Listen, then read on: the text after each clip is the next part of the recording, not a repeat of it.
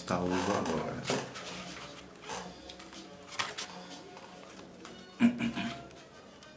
Tamo aí, né?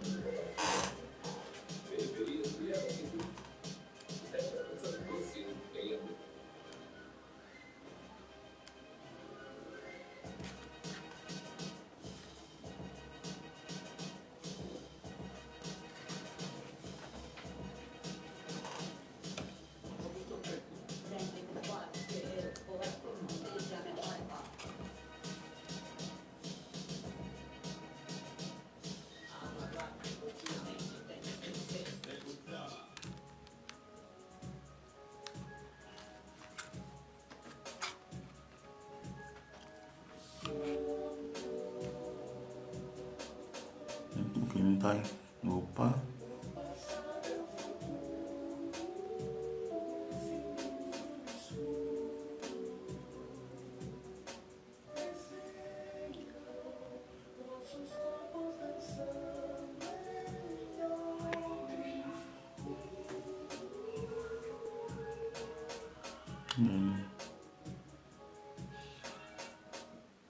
Faz um pouco.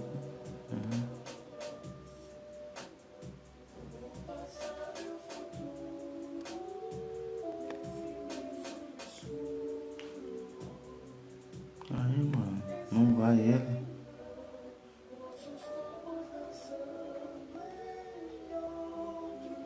Jesus. Agora acertou agora. E aí?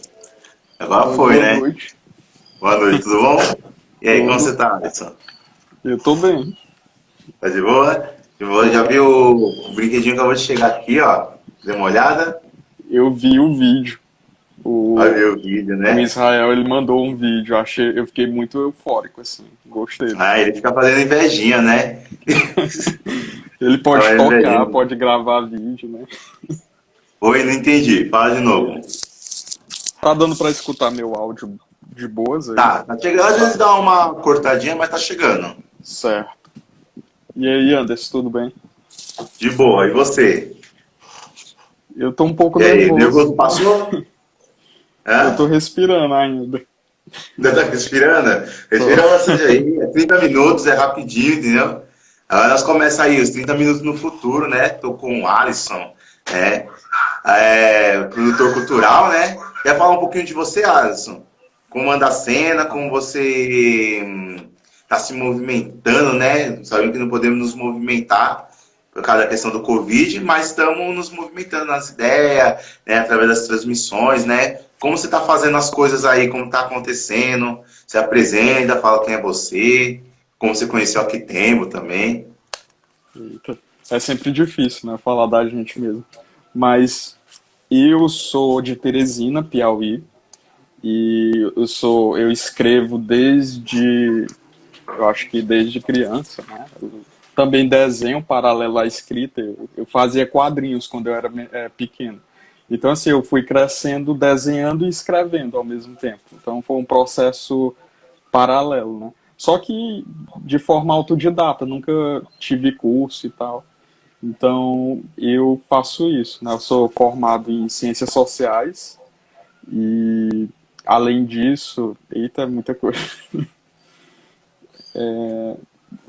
Além disso, E, eu participo de um projeto chamado Geleia Total. Eu estava fazendo um mestrado recentemente, né? E deixei ele um pouco de lado porque eu estava enveredando muito pelo caminho das artes visuais, das artes de forma mais geral. E é isso, assim, eu acho que eu vi um você pouco fez de uma cada escolha coisa hoje, hoje. né? Oi? Você fez uma escolha, né, Alisson, entre as Sim. ciências sociais e a arte, ou você ainda consegue mesclar essas duas coisas? Eu acho que eu fui, de certa forma, influenciado pelas teorias, né? E é impossível você não beber da fonte de tudo que você se nutre, né? Você vai colhendo como se fosse um químico que vai selecionando os elementos para formar para trabalhar com aquilo que ele está desenvolvendo. Então, assim, eu fui colhendo um pouco de cada coisa. Assim, do teatro, eu fiz teatro durante 10 anos. Então, tem muitas das teorias, dos processos, da metodologia do teatro que eu utilizo no meu fazer literário. E assim também nas artes visuais, né? A pintura, ela se deu por causa do mestrado. Eu só desenhava. E com o mestrado comecei a pintar também. Não tem nada a ver, né? Mas ele me ajudou nesse sentido, a delimitar essa outra arte que eu tinha e que eu não desenvolvia. Mas é isso, assim, de certa forma fui bebendo da fonte de várias coisas e eu trago muita das teorias, assim, das ciências sociais na minha escrita. Só que eu não tento deixar isso claro, eu tento deixar isso de forma mais menos acadêmico possível. Embora minha linguagem, ela, às vezes, ela tenha um pouco disso e que eu acho que pode manchar um pouco, não manchar, mas causar um ruído em quem está lendo, né? Porque para você entender determinadas teorias, você tem que ler os autores envolvidos naquela teoria. Sim. E o Aí ideal é você você começa a deixar ficar mais leve. redundante, né? Isso, Às vezes isso. começa a entrar na redundância, entra mais um elemento fictício mais teórico, né? Com Em vez certeza. de ter uma coisa mais prática. E é muito bom você visualizar a cena, as ações. Então, assim, quando você coloca a teoria no meio da escrita, ela deixa o texto mais longo e, além disso, deixa o texto mais pesado, né? Às vezes até maçante. Pô, verdade, né? O Admirável Mundo Novo também, né? É um livro que traz bastante teoria, né? Se a gente for para Sim, perceber, né? Então ele também caminha e às vezes se torna complexo de entender, né? Apesar de ter muitas coisas que hoje a gente vive, mas se torna umas coisas, as questões fica bem complexas, né? Ô Alisson, como nós estamos no 30 minutos no futuro, eu queria saber a sua arte, se ela tivesse hoje no futuro, o que você faria com ela? se ela tivesse no futuro. Imagine, viajando para o futuro. Se ela estivesse lá no futuro agora, o que você faria com ela? E as possibilidades são imensas. Eu acho que a questão do suporte é algo que sempre pesa pro meu lado, assim, porque eu sempre observo o quanto que a gente endeusa, engrandece determinados suportes e à medida que vai passando o tempo, a materialidade desse suporte ela começa a ser deixada de lado. Então, assim, os suportes, eh, quer dizer, com um certo, eu vou fazer um certo parêntese, né? Antes da escrita, a gente tinha a linguagem oral e isso não é materializado, né? É virtual. Mas aí depois da Sim, escrita com o papiro, a escrita cuneiforme, todos esses registros físicos, esses suportes físicos, eles limitaram um pouco a linguagem, né? As artes, elas ficaram presas a isso durante muito tempo. E agora a gente vê um pouco dessa quebra. A gente vê processos que não precisam ser materiais. Às vezes a ideia do cara já é não, às vezes ela é uma obra de arte. Então, eu acho a ideia que do a cara, arte, né? isso. Seria mais uma coisa simbólica, você está querendo dizer? A arte seria mais Eu acho simbólica? que a arte no futuro ela vai romper com o suporte físico e que a gente pode ter, inclusive, assim, até uma aproximação por meio de outras formas de comunicação, que não precisa necessariamente, talvez nem até de. Eu gosto de brincar na literatura ficcional, porque eu acho que no futuro a gente vai desenvolver equipamentos que possibilitem telepatia. Então a gente vai romper com algumas fronteiras, como a da linguagem, né? Tipo um Wi-Fi, um Bluetooth de onda Isso. cerebral. Tipo, você já faz, manda seu pensamento e já faz o upload do pensamento É. no Com cérebro certeza. dele. Cara, E legal, isso, velho.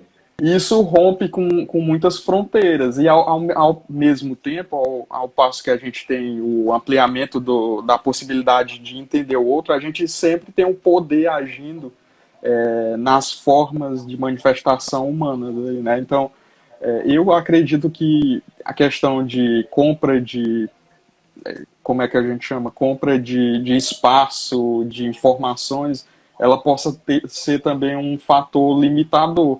Se algumas pessoas vão ter muito espaço, muitas informações, como acontece hoje, mas no futuro isso pode ficar mais assim evidente. Então, tem uma guerra de classe por conteúdos digitais. Eu acho que sim. Eu estava Que a escrevendo gente vai sobre manter. isso, Anderson. Sei lá, né? Não pode ter uma coisa mais utópica, né? Acabar a guerra de classe, todo mundo ser iguais, né? Eu Aí gosto de já brincar. tá já esse cenário de novo. Mas começa a Não, voltar, né? Em vez de a gente brigar por terra, agora a gente briga por espaços digitais.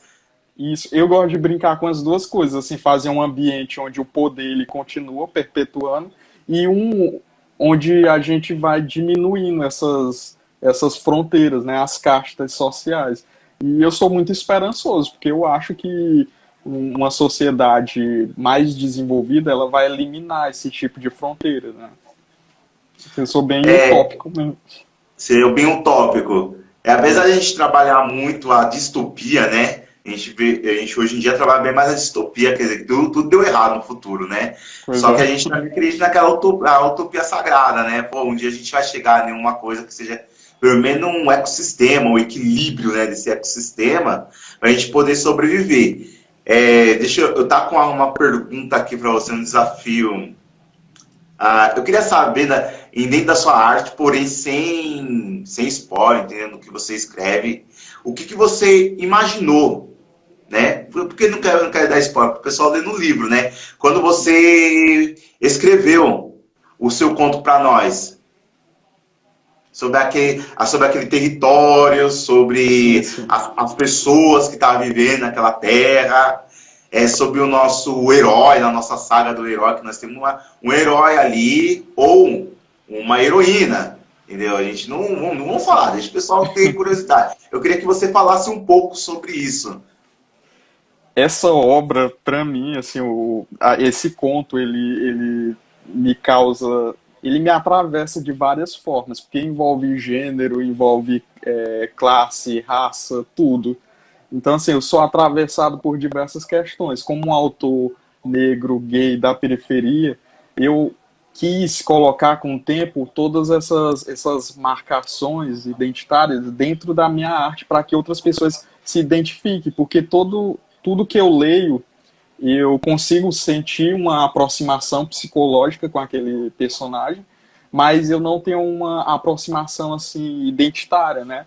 Então, assim, eu quis colocar nesse conto. E o conto, só falando dele, ele fala de um futuro muito estranho, né? Muito, eu diria, sem possibilidades de liberdade, assim. A, Seria um a futuro liber... pessimista? Seria Oi? pessimista? Você acha que é pessimista? O meu conto ou o Não futuro sei, estou mesmo? perguntando. O meu O mundo, conto, o conto. Vamos ver os dois. Ele tem duas possibilidades. O seu conto ele seria certo. uma coisa pessimista? O meu conto Seria? é totalmente pessimista. Ele Pessimista. é uma, E o é uma mundo? pessoa muito uma pessoa muito esperançosa, né, que está ali. Mas o conto ele não dá possibilidades assim. Aí eu vou deixar reticências. Né? Ah, Ele é da porque eu hora. gosto de fazer o quê? Eu faço uma narração e no finalzinho eu coloco um pequeno detalhe que eu não descrevo o que é, mas que esse detalhe vai, na verdade, fatalizar, destruir o personagem ou a situação toda. Por exemplo, teve um conto que eu escrevi que era a descrição de um pintinho que rompia o ovo e eu falava da liberdade. Por isso que eu falei da casca como sendo o limitador e o pintinho como sendo o indivíduo que está tentando romper, né? E só Uhum. que quando ele nasce, quando ele eclode, quando ele rompe com todas as fronteiras, ele está dentro de um frigorífico. Então eu não falo nada, mas se a pessoa for depois interpretar, ela vai Percebo. É até legal você citar isso. Tem um desenho meio semelhante que conta quase a mesma história, né? Só mais não é com pintinho, é com peru, né? É Ah, o não vi peru. não. É, ele nasce, o objetivo dele é sair de dentro do frigorífico, né? Nem frigorífico, né? Aquelas fazendas que só Sim. produz frango, entendeu? Ele ainda fugir tudo. E ele não, no fim, ele consegue fugir. Aí tem um monte de coisa que acontece. Desce um ovo do futuro, pega ele, leva para outra galáxia, mostra como seria. E pronto, dinâmica, né? Mas é legal brincar com isso, né? A gente brincar tanto com a origem, onde nós estamos, ou o que a gente vai fazer, né? Sim. Agora, sobre a perspectiva de mundo, eu tenho sérias dúvidas, assim, porque o que eu observo é que a gente se encaminha para, às vezes, tem blocos econômicos, ou seja, um sentido de se agrupar para conseguir superar algumas barreiras do mercado mesmo.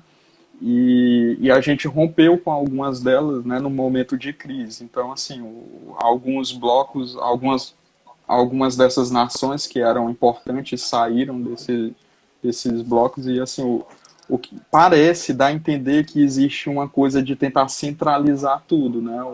Uma única nação que tenta imperar economicamente sobre as outras. Então, assim, os indícios são de que a gente pode ter um tipo de governo aí que seja bem ditatorial, bem assim, rígido com as liberdades, né?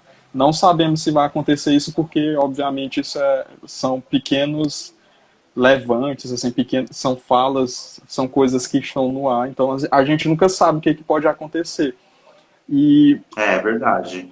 Tem coisas eu, tendenciosas acontecendo, né? isso. Tem Mas coisas assim, tendenciosas.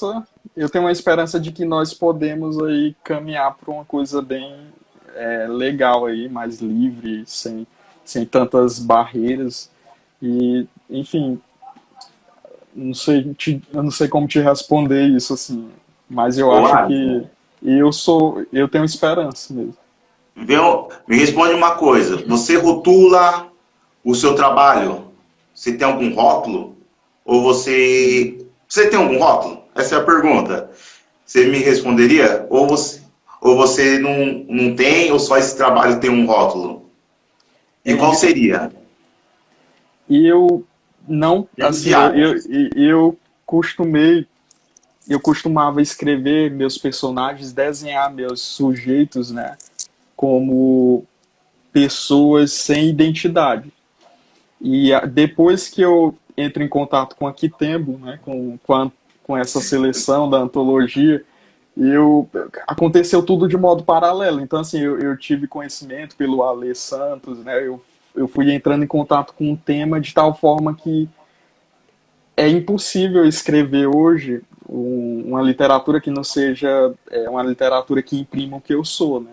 Ou seja, LGBTQI+, negra, tudo isso. Então eu acho que eu atualmente faço isso. E a minha literatura, eu acho que ela se encaminha aí para um realismo fantástico. Um realismo Isso. fantástico. Isso. Então, então me explica um pouco o que seria esse realismo fantástico para você. Eu sou um autor, um leitor apaixonado pelo o livro principal que eu gosto dele, é o 100 anos de solidão, né, do Garcia. Então, assim, o que acontece? Todos os autores, inclusive que eu falei que eu sou apaixonado, que eu não conseguia me ver, né, nesses livros, eles fazem parte um pouco desse movimento. E eu comecei a beber muito na fonte, só que eu nunca percebi que a minha escrita ela não era realista apenas, né? Ela sempre tinha uma alteração da realidade, uma coisa que era um pouco absurda. E eu gosto de brincar com isso, né? De mexer com o imaginário e de colocar a subjetividade dentro do texto. Então, tem texto que é puramente objetivo, tudo que a ação que o cara está fazendo, ela é impressa nas palavras. só que eu gosto de atravessar essas ações com os pensamentos. Então deixo muito confuso mesmo. Eu gosto de causar contradição na minha própria escrita. E eu gosto de brincar com a gramática, às vezes, assim. Então, se tem duas palavras que se confundem, intenção com cedilha, intenção com S, eu vou geralmente utilizar elas no mesmo texto, assim, para confundir, às vezes. Eu não sei se eu respondi a pergunta. Respondi. Realismo fantástico é o cúmulo do charme. Oh, bacana, hein, velho? É o Edinho aí. Você falou que teve contato com outros tipos de literatura que você não se encaixava muito bem e hoje você utiliza elas, né? Qual que é esse movimento que você teve contato, que você não se encaixou, se você puder falar, e o que nesse movimento não fazia você se encaixar? Muito bem. E eu, assim, eu tenho gostado muito da ficção, né? Obviamente, por isso que eu também estou na E a ficção você não se antologia. encaixava nela. Não, eu sempre fui um consumidor, gosto muito de assistir e tal, mas eu nunca tinha entrado nisso de escrever, né? Nada da ficção científica. E eu tive contato com um autor daqui do Piauí, de Teresina, que é o Carlos César, e ele escreveu uma obra que praticamente eu digo que ela é o pai e a mãe do meu conto, que é o Caderno de Ive, né? Porque ele escreveu uma obra que fala de um Piauí num futuro, um Piauí muito massa, muito louco, né? E essa obra se chama, ele não publicou, se chama Isabelle. É um futuro onde acontece uma guerra, as pessoas têm superpoderes, é uma coisa muito massa. E a gente vê ruínas do que foi do que foi a época atual, né? Ruínas aqui. E eu achei muito massa porque assim, eu nunca tinha visto uma ficção num lugar onde eu moro. Então eu ia pro local e eu, olha, Isabela, entendeu? Então isso Da me hora, fez né? gostar. E sabe quando você vê uma obra, quando você assiste um filme e você não consegue se contentar com aquilo que tem no filme? Sei. Eu não sei se Acontece. tá. Então, assim, a obra dele, eu comecei a escrever muito, escrever e fazer várias conjecturas e falar para ele, conversar com ele, ele começou a surtar também. Aí eu escrevi o caderno de Ive. Ive é o nome da. Eu quero ter uma filha, né, no futuro e esse vai ser o nome dela. Então eu tenho muito ciúme desse Pô, nome. caramba, legal, velho. Aí eu Pô, coloquei esse nome por isso, né? Porque ele, na verdade, eu vou cruzar vários assuntos para chegar onde tu perguntou, viu, Anderson? Ele, na verdade, fica aí na tu paz. me diz Vamos. aí o tempo, viu? Tá, beleza. Aí, Nem. É só um pouquinho. Ah, tamo indo, tamo indo. esse nome eu captei, né? Eu peguei, roubei lá de um jogo que eu jogava na infância, adolescência, que era. Eu esqueci agora. Era tipo o Zumbi Parasite Eve, alguma coisa assim. E nesse jogo tinha essa personagem, Eve, né? Aí eu peguei o nome e coloquei. E a ideia veio desse livro, Isabelle, do Carlos César. O Carlos César me instigou, né? Ele tem um outro livro publicado que é A Sociedade do Através, também é ficção, é fantasia. E ele Pois é, então tô te escutando. foi graças ao Carlos César que eu comecei a escrever mesmo. Eu só lia e via coisas. E outra obra que me fez mesmo pensar em escrever foi Prometheus, que é a continuação lá do Alien. Não sei se você já viu. Qual que é o nome da obra? Eu não estou te escutando. Não tá me escutando? Alô? Tá me Pronto, escutando? pronto. Tô. Pronto. A obra que você me falou, que você acabou de falar, eu não escutei. Prometheus é um filme que é a Deus, continuação lá do Alien. E fechou. o que foi que eu fiz? Eu sou apaixonado pelo Alien, né? Então, assim, eu peguei Prometheus e fiz uma árvore genealógica do último indivíduo alien que nasce, né? que ele é cruzado Bacana, com bacana. vários indivíduos até se tornar aquele último alien. E quando eu soube que não ia ter um outro Prometheus, eu surtei, que droga. Pô, Aí eu não, mas bem comecei a isso. escrever. Eu A comecei gente a fica triste, escrever. né? Pois é, porque, enfim, não foi um sucesso o filme. Como é que chamam? Os caras que escrevem Em Hollywood, né? Os roteiristas não. Já os é muita roteiristas, crítica, né? eles não conseguiram, né, emplacar um segundo. Então eu comecei a escrever uma continuidade do Alien. O Alien não, o Prometheus. Enfim, foi isso. Pô, bacana, bacana. O Prometeu é um filme que marca mesmo, né? Ele É, marca tanto época, ele como ele marca também estética, né? E que sim, ele com não é só certeza. um filme de. Ele é um filme de ficção, sim. Ele é. Só que ele tem aquela parte do terror, né? Ele é um Sim, filme o bem suspense. sinistro. E que isso, sei lá, pra mim marcou nele foi essa questão de ser sinistrão, mano. Esse é um filme escuro, aí o pessoal tá lá, não sabe o que vai acontecer. E Pra- essas coisas começam a mexer com as suas emoções, né? Porque se tem, os filmes de ficção, a maioria, tanto filme, seriado, pelo menos que eu acompanho, eles são esperançosos, né? Está em Star Trek, sim, Jornada nas Estrelas, ele vai descobrir novas terras, vai desbravar o espaço. Legal, bacana? É, mas não tem uma visão pessimista. De repente, aquilo que a gente está buscando não é tão legal, né? Vou ligando um planeta lá e de repente os deuses querem nos canibalizar também, pronto. Eles não dão muito essa visão, né? E outros filmes semelhantes, né? Como Battlestar Galáctica, também é a mesma coisa, a gente está com certeza. fugindo para uma nova terra. É sempre ou é busca da nova terra ou é fuga. Nunca é você se encontrar em algum lugar, né? E não ser positivo, né? Eu gosto desses cenários, né? E eu, inclusive, eu tive uma surpresa quando eu vi o Alien nascendo lá no final do Prometheus, porque eu fui ver sem ter pesquisado nada do filme. Aí na hora que eu vejo o nascimento dele, eu, caraca, que massa, vai ter uma continuidade muito boa aí. Então foi isso.